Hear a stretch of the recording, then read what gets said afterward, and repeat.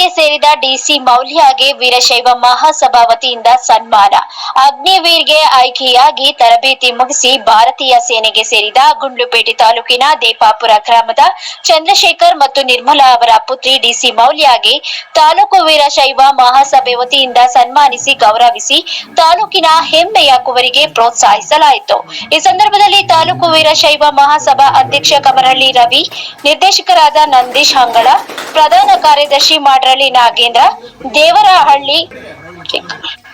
Devarahalli Mahesh, TB Kumar, ಮುಖಂಡರಾದ ಶಿವಸ್ವಾಮಿ, ನಂಜುಂಡಸ್ವಾಮಿ, ಗುರುಸ್ವಾಮಿ, ವಿಶು, ಆದಿ, ಪತ್ರಕರ್ತ ಮಹೇಂದ್ರ ಹಸುಗೂಲಿ ಮತ್ತಿತರರಿದ್ದರು.